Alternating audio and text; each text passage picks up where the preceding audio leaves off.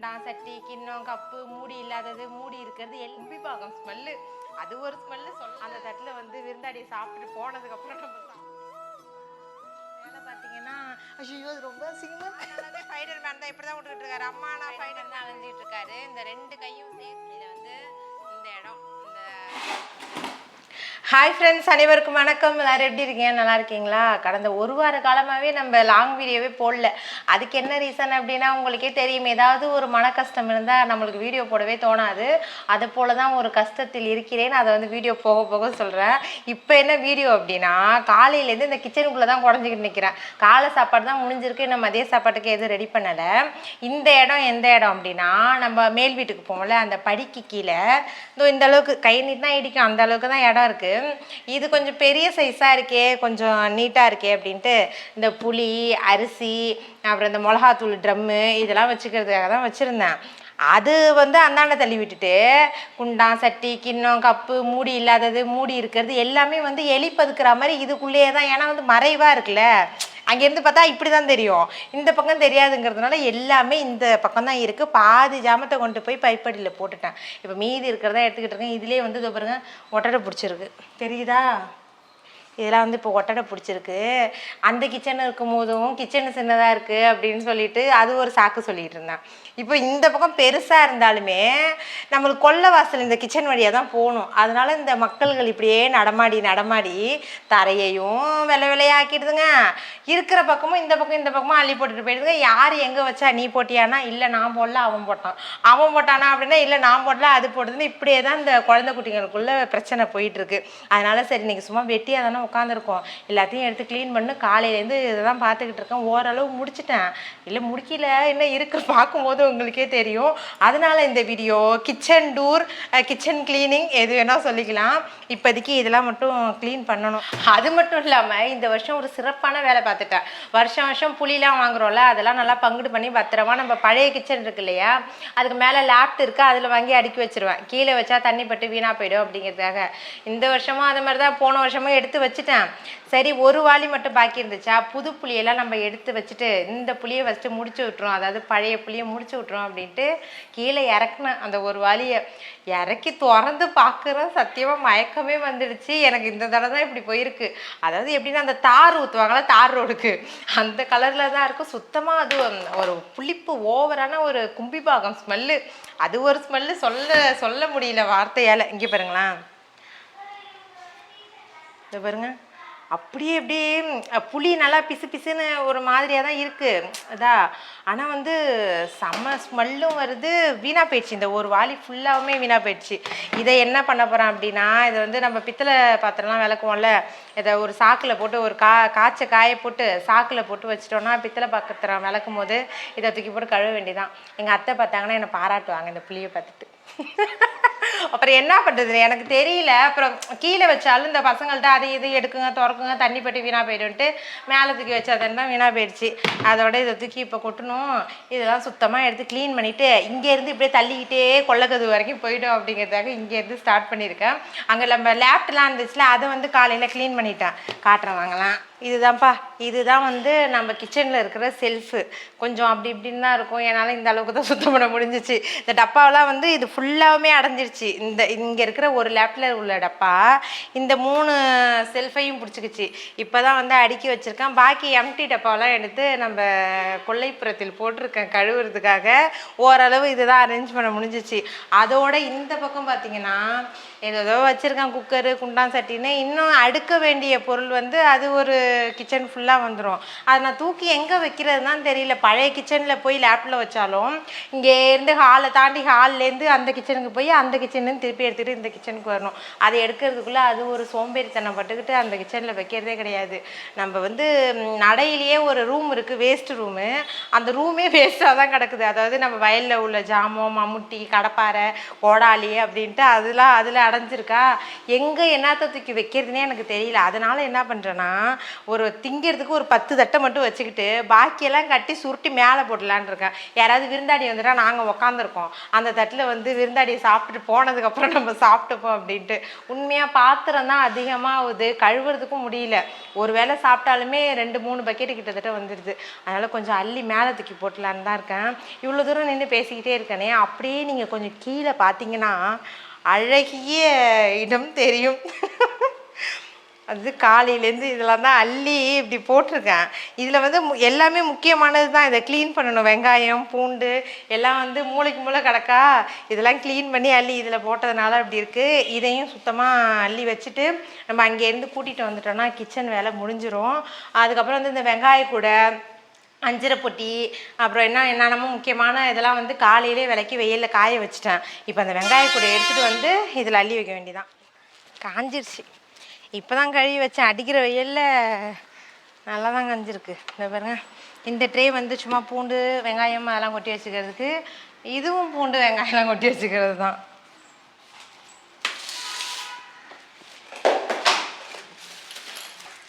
இப்படியாப்பட்ட kitchen tour kitchen கிளீனிங்கை வந்து நீங்கள் பார்த்துருக்கவே முடியாது. இது இல்லை இது கொட்டி வச்சிடும். ஏன் இது அது உழுவாது, உழுந்தாலே இது உள்ளே தானே கிடக்கும். இந்த பூண்டு வந்து 1 கிலோ 100 ரூபா அப்படின்னு திங்கக்கிழமை சந்தையில் வாங்கிட்டு வந்தோம். இது கொஞ்சம் ஒர்த்து தான். ஏன்னா வந்து க்ளீன் பண்ணியும் வச்சுருக்காங்க, அந்தளவுக்கு நம்மளுக்கு தோலும் வராது, பல்லும் பெருசாக இருக்குது. அதனால் அது பரவாயில்ல, அது ரெண்டும் அப்படி இருக்கும். காத்தோட்டமாக இதிலே வச்சுருந்தா அப்புறம் வீணாக போயிடும்.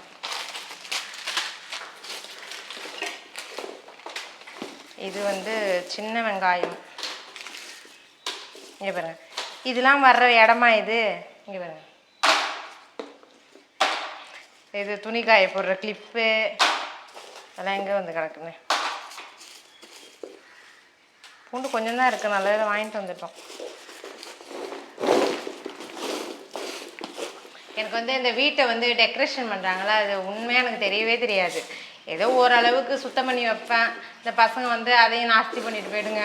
அதனால் வந்து நம்ம வீட்டில் ரொம்ப ஆடம்பரமான ஏதாவது ஒரு இதெல்லாம் நாங்கள் வாங்கி வச்சதே கிடையாது. அந்த மாதிரி அதுவும் வரமாட்டேங்குது. அந்த மாதிரி வாங்கணும், வீட்டுக்குன்னு வாங்கி ஏதாவது வைக்கணும் அப்படின்லாம் தோண மாட்டேங்குது. அப்படியே இருக்கிறதாவே வச்சுட்டு போயிட வேண்டியதா அப்படின்ட்டு. அதை பார்த்துக்க நம்ம என்ன தான் வாங்கி வச்சாலுமே அதை பார்த்துக்கணும்ல. பிடிச்சிருக்கு ஆடம்பரமாக ஏதாவது ஒன்று வாங்கி வச்சோன்னா அதை க்ளீன் பண்ணணும், அதை பார்த்துக்கணும். அந்தளவுக்குலாம் நம்மளுக்கு பொறுமை கிடையாது. அதனால் அதை வாங்கியும் வைக்க வேணாம். அது மாதிரி பாத்திரமும் அதே மாதிரி தான். ஈயசட்டி, பானை, குண்டான் அந்த மாதிரி தான் வாங்கணும் ஒழிஞ்சு ரொம்ப இந்த கிளாஸ் ஐட்டமாகவே இந்த பீங்கான் அந்த மாதிரிலாம் வாங்குவாங்களே, அப்படிலாம் அந்த மாதிரிலாம் வந்து வாங்க மாட்டோம். அதை வந்து எங்களுக்கு அதை ஹேண்டில் பண்ண தெரியாது. எப்படி வச்சுக்கணும் என்னான்ட்டு போட்டு டமார்னு உடச்சிருவேன். ஏன் அதுக்கு அது நான் 2 கிளாஸ் பவுல் வாங்கினேன். அந்த 2 கிளாஸ் பவுலும் நான் எடுத்து காட்ட பாருங்க, அதுக்கு அடியில் வச்சுருக்கேன். சும்மா அது இவ்வளோ பெருசு. அதை எடுத்து வைக்கவும் பயமாக இருக்குது, பசங்க ஏதாவது பண்ணிடுங்க அப்படின்ட்டு.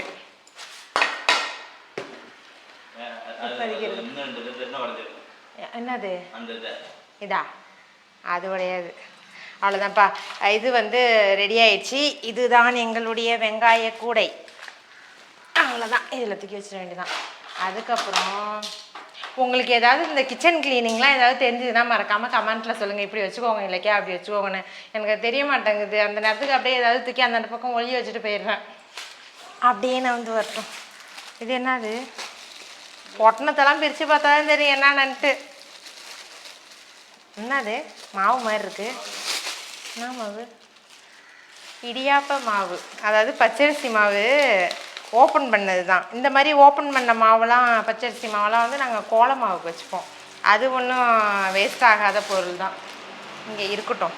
அப்புறம் வந்து கம்பு இடியாப்பம். இது இப்போ ரீசெண்டாக இடையில வாங்கினது தான். அதை பாருங்க, ஓட்டெல்லாம் இல்லை, அதனால் அதை வச்சுட்டோம்.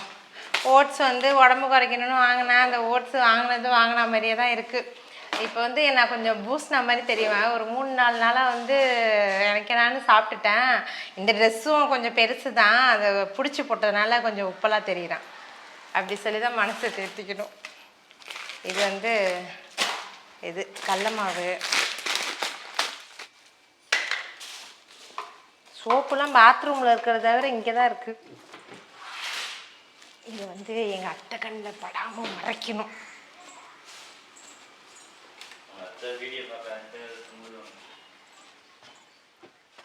அப்படியே இருக்கட்டும்.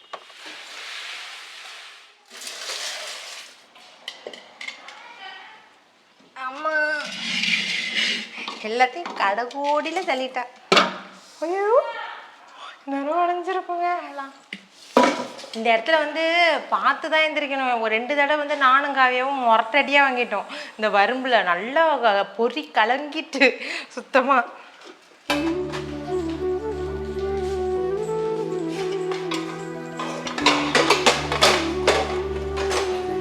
பார்த்து ஓரமாக வச்சிரு. அப்படியே போ போ போ போ.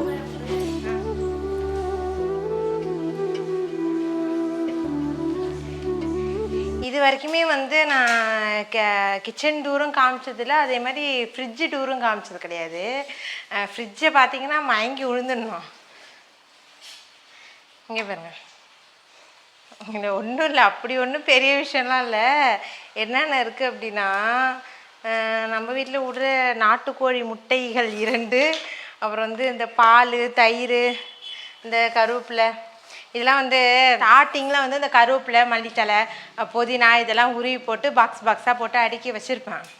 அது வச்சு ஒரு 2 நாளில் வந்து அது கீழே டப்பா கிடக்கும், மேலே கருவேப்பிலை புதினாலாம் கிடக்கும். அதனால் அதுவும் அப்படியே விட்டுட்டேன். அதனால் அது இப்போதைக்கு இப்படியே அள்ளி போட்டுறது. அப்பப்போ யூஸ் பண்ணி வீணாக போகிறதுலாம் கிடையாது. ஒரு 2 நாள் வரைக்கும் தான் நம்ம வீட்டில் கருவேப்பிலை கொத்தமல்லிலாம். அடுத்த நாளே வந்து தீந்துடும். அதுக்கப்புறம் அலைஞ்சிக்கிட்டு தான் இருக்கணும். ஏன் அதுக்கு உருவி வைக்கணுமே அப்படின்ட்டு அப்படியே வச்சுருது. அதுக்கப்புறம் இங்கே பார்த்தீங்கன்னா, இங்கே பாருங்க, இதில் வந்து தக்காளி 3 கிலோ 50 ரூபாய்ங்க. 3 கிலோ தான் 50 ரூபான்னு, 3 கிலோ 50 ரூபான்னு சந்தையில் வாங்கிட்டு வந்தோம். அது இதோ இருக்கு பாருங்கள். இது ஃபுல்லாக ஒரு கவர் இருக்கா. இது வந்து உள்ளூர்லேயே வாங்கிட்டோம். 3 கிலோ 50 ரூபா நாங்கள் விற்றதுனால வெளியூரில் இது வாங்கினது. அதுக்கப்புறம் இது வந்து வாழைக்காய் ஒரு 20 ரூபாய்க்கு வாங்கிட்டு வந்தோம். இந்த இஞ்சி பூண்டு வந்து நம்ம எப்போதுமே வந்து நான் அந்த மஞ்சத்தூள் போட்டு அரைச்சி ஸ்டோர் பண்ணி வச்சுக்கிறது. ஏன்னா இஞ்சி பூண்டு தான் நம்ம வீட்டுக்கு அவசியம் தேவை. ஒரு வாரத்தில் எப்படியா இருந்தாலும் ஒரு 4 தடவை யூஸ் பண்ணுவோமா, அதனால் அப்பப்போ அரைக்கி அலுப்பு பட்டுக்கிட்டு இஞ்சி பூண்டு மட்டும் அரைச்சி வச்சிடுறது. அவ்வளோதான். இது வந்து முட்டைக்குன்னு பாக்ஸ் இருக்குது, ஆனால் பாக்ஸில் வைக்க மாட்டோம். முட்டையை வந்து கவருக்குள்ளே தான் வைப்போம். அப்புறம் வந்து பால் இருக்குது. இதுக்கு அடியில் வந்து ஒரு ட்ரே வரும். அதை வந்து நாங்கள் யூஸ் பண்ணுறதே இல்லை. ஏன்னா வந்து வாலியத்துக்கே அப்படியே ஃப்ரிட்ஜில் வைப்போமா மாவு வாலியை, அதனால் அது அந்த கிளாஸு ஃபுல்லாக அது மேலே தான் எடுத்து வச்சுருப்போம். அதை வச்சுட்டா உடஞ்சிருமோ என்ன மட்டும் அதை யூஸ் பண்ணுறதே கிடையாது. இப்போதைக்கு மாவு காலி, அரிசிக்கு ஊற வச்சுருக்கோம். அதனால் வந்து இதை வைக்கிறதே கிடையாது. அப்படியே தூக்கி வாலி இதில் வச்சுருவோம். இங்கே பாருங்கள், இது வந்து கொத்தரங்காய், அதுக்கப்புறம் இது வந்து வெண்டி, கொத்தரங்காய், வெண்டி, பாதி எரிஞ்ச முட்டைக்கோஸ், அதுவே வீணாக போயிட்டா என்னன்னு தெரில, அதை பார்க்கணும். அப்புறமா வந்து மாங்காய், கொஞ்சம் காய்கறிகள் கிடக்கு. இதை வந்து சுத்தம் பண்ணிட்டு தான் இதுக்குள்ளே வந்து நாங்கள் சுத்தம் பண்ணணும். அவ்வளோதான்ப்பா. இதுதான்ப்பா நம்மளோட ஃப்ரிட்ஜ் டூர். இதில் வந்து இந்த மில்க் மைண்ட் இருக்குல்ல, அது எதுக்கோ என்னமோ செய்யணும்னு வாங்கினேன். அதை நான் இன்னும் ஓப்பன் பண்ணவே இல்லை. ஏதாவது இதை வச்சு செய்யணும், என்ன செய்வதென்று தான் தெரியவில்லை. அப்புறம் அவ்வளோதான், இதுக்கப்புறம் ஒன்றும் கிடையாது. இதில் மேலே பார்த்தீங்கன்னா, ஐயோ அது ரொம்ப அசிங்கமாக இல்லை, இந்த பசங்க ஜூஸ் வாங்குறேன்னு வாங்கி இங்கே பாருங்கள், இதெல்லாம் வந்து ஐஸு, அந்த ரஸ்னா பாக்கெட் இருக்கும்ல, அது வாங்கி போடுறோன்னு போட்டு ஓப்பன் ஆகி எல்லாம் வழிஞ்சோடி கிடக்கு. அடிக்கிற வெயிலுக்கு எல்லாம் காஞ்ச கருவாடு மாதிரி போயிடுது. இதெல்லாம் பார்க்க வேதனையாக இருக்குது. அது கேக் செய்யறதுக்கு வாங்கினது, அந்த மோல்டு. இந்த இடம் வந்து ஒரு கிரிட்டிக்கலான இடம். அது என்னென்னா, இங்கே பாத்திரம் கழுவி இங்கே வைக்கிற மாதிரி வச்சோம். அது என்னென்னா, அந்த பக்கம் ஜன்னல் இருக்கா, இங்கே கழுவிட்டால் தண்ணி எங்கே போகுதுன்னே தெரியாது. நம்ம வந்து கஷ்டப்பட்டு கொஞ்சம் இந்த ஸ்பாஞ்சு துணிலாம் வச்சு இழுத்தா தான் உண்டு. அதனாலே இங்கே பாத்திரமே வைக்கிறதே கிடையாது, அங்கே தான் போய் கழுவுறது. இங்கே மரத்தில் இந்த இதில் பட்டு, இங்கே பாருங்களேன், இந்த ஓரத்தில் அப்படியே பட்டு அப்படியே அந்த மரமும் ஊறுனா மாதிரி ஆகிடும் தண்ணி படப்பட. அதனால் இங்கே யூஸ் பண்ணவே முடியல. அதுக்கு ஏதாவது ஐடியா இருந்தால் சொல்லுங்கள், அங்கே என்ன பண்ணலாம், இல்லை வேறு ஏதாவது எப்படியாவது வைக்கலாமா என்னன்னு தெரியலை. அவ்வளோதான். இப்போ தான் வந்து பளீர் என்று இருக்குது.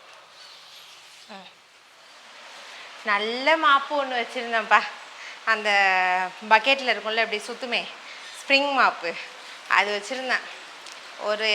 ஒரு வாரம் தான் யூஸ் பண்ணியிருக்கேன். அப்படியே 2ஆக உடச்சி போட்டுட்டு அந்த புள்ள குட்டியோ, யார் உடச்சதுன்னு இது வரைக்குமே எங்களுக்கு தெரில.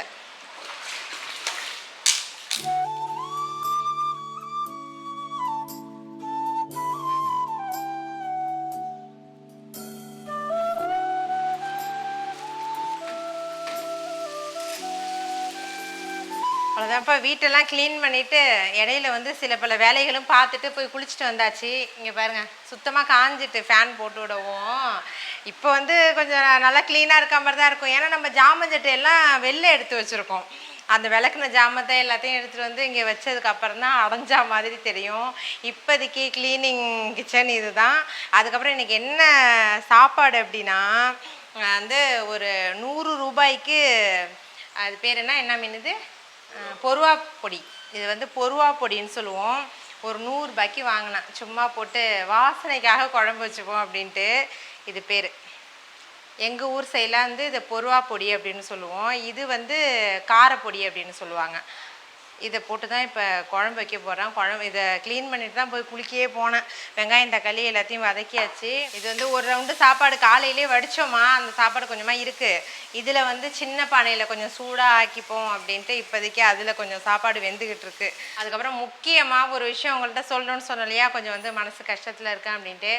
இந்த மாதிரி நிலைமையிலே நீ சிரிப்பியா அப்படி இப்படின்னு பல கமெண்ட்டுகள் வரும். நான் வந்து என்னோடய மனசை வந்து எப்போதுமே வந்து ஒரு பாசிட்டிவாக வச்சுப்பேன். அது என்ன ஒரு விஷயம்னா வாங்க காட்டுறேன். அதாவது என்னாச்சு அப்படின்னா, ஒரு 5 நாளாகவே வந்து பிள்ளை வந்து வீட்டிலே தான் உட்காந்துருக்காரு. கிரிக்கெட் கோச்சிங் போயிட்டு இருந்தார் இல்லையா, லீவ் விட்டதுலேருந்தே அங்கே தான் போயிட்டுருக்காரு. அங்கே அடிபட்டிருந்தாலும் எங்களுக்கு ஒன்றும் தெரிஞ்சிருக்காது. அங்கே விளையாண்டது பத்தாதுன்னு வீட்டில் வந்து கிரிக்கெட் விளையாண்டாது. அதே அப்படியே பேக்கில் போனீங்கன்னா, போன வருஷம் மே மாதம் நான் ஷார்ட்ஸில் கூட காமிச்சிருப்பேன். லெஃப்டா ரைட்டா தம்பி? ரைட்டு தானே? ரைட் சைடு கிரிக்கெட், அதே கிரிக்கெட் விளையாட போய் ரைட் சைடு காலில் மடக்கிக்கிட்டு அப்படியே ஸ்லிப்பாகி விழுந்து மாவுக்கட்டு, இதுலேருந்து இந்த கால்லேருந்து இந்த முட்டி வரைக்குமே மாவுக்கட்டு போட்டிருந்தாரு. ஒரு 15 நாள் போட்டிருந்துருப்பார். இங்கே பாருங்கள், ஸ்பைடர்மேன் 4 நாளாகவே ஸ்பைடர்மேன் தான் அலைஞ்சிட்டு இருக்காரு. இந்த 2 கையும் சேர்த்து இப்போ வந்து பேண்டேஜ் மாதிரி போட்டு கட்டியிருக்காங்க. அது என்னாச்சு அப்படின்னா, பாலை கேட்ச் பிடிக்கிறேன்னு பிடிச்சி இந்த மோதிரம் போடுவோம்ல, அந்த விரல் வந்து இப்படி மடங்கிடுச்சு.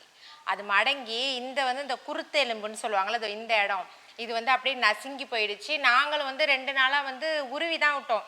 சரி சும்மா அடிப்பட்டு அப்படியே ரத்தக்கட்டு மாதிரி கண்ணி போயிருக்கு போல் அப்படின்னு உருவி விட்டோம். ஆனால் என்னன்னா இவனுக்கு வந்து வீங்காமல் இந்த நரம்புலாம் சுத்தமாக அப்படியே க்ரீன் கலரில் புடச்சி போயிருந்துச்சு. நாங்களும் ஸ்ப்ரேலாம் அடித்து விட்டு நல்லா உருவி விட்டோம். அது ஒன்றும் வேலைக்கு ஆகல. அதுக்கப்புறம் ஹாஸ்பிட்டல் அழைச்சிட்டு போனோன்னா ஸ்கேன் பண்ணணும் அப்படின்ட்டாங்க. சரி ரைட்டு, தம்பி மாவு கட்டு போட்டு உட்காந்துருவார் இந்த வாட்டியும் அப்படின்ட்டு ஸ்கேன் பண்ணோன்னா அப்புறம் அது மாதிரி தான் நசுங்கி இருக்குது. இது வந்து அசைவு கொடுக்கக்கூடாது, உருவி விடாதீங்கம்மா. நாங்கள் சரிங்க நாங்கள் உருவி இல்லை அப்படின்னா அதுக்கப்புறம் ஸ்கேன் ரிப்போர்ட் எடுத்து பார்த்தா அதில் இங்கே பாருங்கள், இதில் வந்து இந்த இடம் இந்த சுண்டி விரலுக்கு பக்கத்தில் அந்த இடம் வந்து சுத்தமாக அப்படியே நசுங்கி போயிருக்கு. அசைவு வேணாம் அப்படின்ட்டாங்க. அதோட தொடவே விடலை. லைட்டாக இப்படி அசைச்சாலுமே வந்து ரொம்ப வலிக்குதுமா அப்படின்னு கத்த ஆரம்பிச்சிட்டான். இன்றைக்கி தான் கொஞ்சம் லைட்டாக இப்படி மடக்கு தம்பி, இந்த அளவுக்கு இன்றைக்கி தான் மடக்க வருது. அது இன்னும் ஒரு 2-3 நாள் கொஞ்சம் ரெஸ்ட்டில் தான் இருக்கணும். அதுக்கப்புறம் தான் பேட்டிங். தம்பி வந்து பவுலர் அவ்வளோ அந்த அளவுக்கு வராது, பவுலிங்லாம் பேட்டிங் தான் பிடிப்பார். பவுலிங்னாலும் இந்த ரைட் ஹேண்டால் பார்த்துப்பான். பேட்டிங்கும் போது இந்த கையும் வேணுமே அப்படின்ட்டு ரெஸ்ட்டில் உட்காந்துருக்காரு. அதுவே ஒரு வாரமாக கொஞ்சம் மனசு கஷ்டமாக தான் இருந்துச்சு. அதனால தான் இது பால் குடத்துக்கு கூட தம்பி அழைச்சிட்டு போகலாம். அன்றைக்கெலாம் ரொம்ப பெயினாக இருந்தது. ஹாஸ்பிட்டல் அழைச்சிட்டு போயிட்டு வந்து உட்காந்துக்கிட்டு இருந்தோம். இப்படி தான் அலைஞ்சிக்கிட்டு இருக்கோம் 2 நாளாக அவனை அழைச்சிக்கிட்டு. இது வந்து முடியல. சின்ன வாண்டா இருக்கும்போது கூட ஓரளவுக்கு பக்கத்தில் வச்சுக்கிட்டு அங்கேயும் இங்கேயும் அலைஞ்சிட்டேன், விடாமல் பார்த்துக்கிட்டேன். வளர்ந்து எப்போ தன்னோட வேலையை தான் செய்ய ஆரம்பித்தானோ அதுலேருந்தே ஏதாவது ஒரு கிறுக்கு வேலை பண்ணி நல்ல பிள்ளையாக பேர் எடுத்துருது. கட்டி விடுறோம் சாமி. இது வந்து இன்னைக்கு 3 நாள் ஆகுது இந்த பேண்டேஜ் போட்டு. இன்னைக்கு வந்து திருப்பியும் இதே மாதிரி இந்த துணி வச்சுருக்காங்களா காட்டன், இதை எடுத்துகிட்டு திருப்பியும் நம்மளை அந்த மாதிரி போட சொல்லியிருக்காங்க 2 நாளைக்கு. அப்போ தான் வந்து கொஞ்சம் அசைவு இல்லாமல் அப்படியே இருக்கும் அப்படின்னு வச்சுருக்கோம். என்ன பண்ணுறதுனே தெரில. 2-3 நாளாக இதே சாமி சத்தை 2-3 நாளாக இதே ஒரு யோசனையாகவே இருக்குது. அப்படி போன்ட்டு ஏதோ ஒன்று பண்ணிக்கிட்டு கிடக்குறோம். அவ்வளோதான்ப்பா இந்த வீடியோ. நான் சொல்லக்கூடாதுன்னு தான் நினச்சேன். சரி சொல்லாமல் எப்படி இருக்கிறது என் உறவுகள்கிட்ட அப்படின்ட்டு தான் இன்றைக்கி சொல்லிட்டேன். சரி ஓகே, இந்த வீடியோ உங்களுக்கு கண்டிப்பாக பிடிச்சிருக்குன்னு நினைக்கிறேன். அடுத்த ஒரு சூப்பரான வீடியோவில் பார்க்கலாம். டாடா.